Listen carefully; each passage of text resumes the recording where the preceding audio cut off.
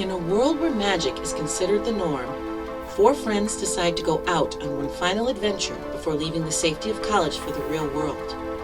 Before the first night ends, they encounter an ancient magic that'll catastrophically alter their fates. Welcome to the new video series Storytime Adventures for Adults.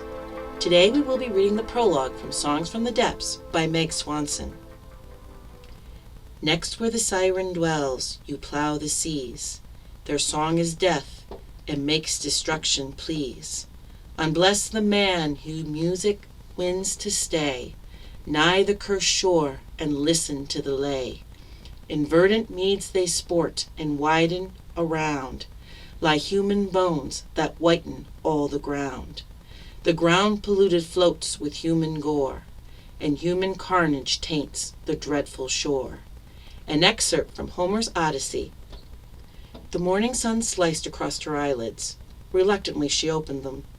Bones clattered as wings the color of the new moon stretched beyond the siren's fingertips. She stood and walked to the mouth of the cave, glaring out at the glistening lake. She raked ragged claws through masses of tangled, gritty hair. Thea inhaled deeply, and a cruel smile smoothed the irritation from her face. The air carried the bright, sharp tang of magic. Ah, finally.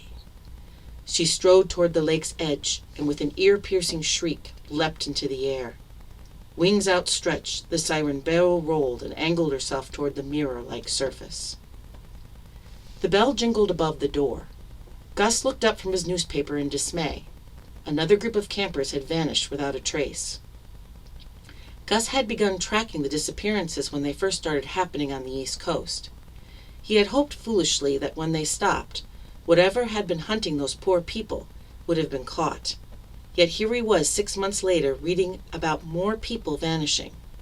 This time, though, they were disappearing in his backyard.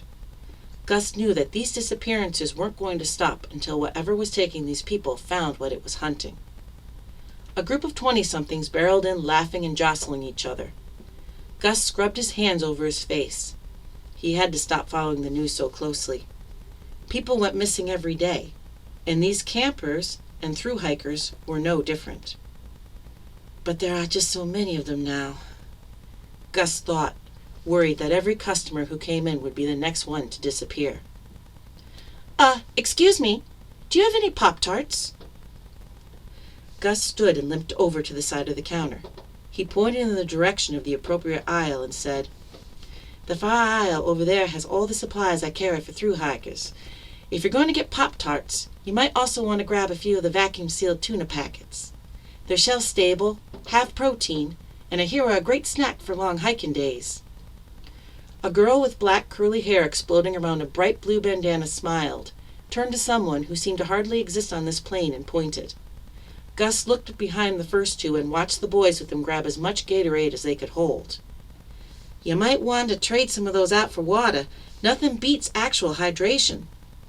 The smaller of the boys turned to Gus and smiled. "I've been trying to tell him that, but he won't listen." "Oh, Ryan, I didn't realize it was you." Gus's wan smile turned warm as he realized that this group of kids had an experienced hiker with them.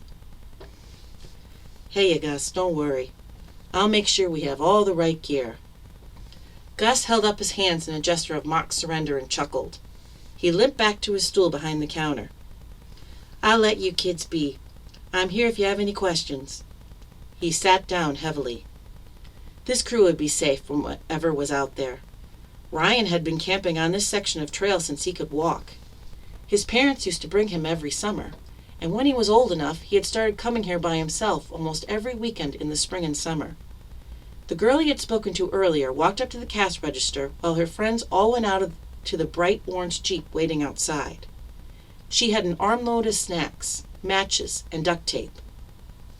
"Is this all you need, then? You have all you need for your protection spell?" She smiled broadly as she pulled out her wallet. "We're not using magic. Your buddy Ryan is taking us to where he always camps. He says it's within walking distance of a ranger station and not far off of the main trail." Gus nodded, feeling some of the concern return, but he ignored it. "Well, be safe out there." The girl nodded her head, and her neon blue bandana slid farther down her hair. "We will, thanks." Gus watched as she bounded out the door and ran to her friends. He looked back down at the photograph of the latest abandoned campsite. Gus closed his eyes, lit the bark that had fallen from his arm earlier, and sent a prayer into the universe that the young people would be safe and protected. The bell jingled again, and Gus smiled at the beautiful woman who glided in, promptly forgetting Ryan and his friends before the flame went out. This is the end of the prologue for Songs of the Depths. Next week we will start part 1. If you can't wait until then to hear how the story goes, feel free to purchase the book at www.megswanson.me.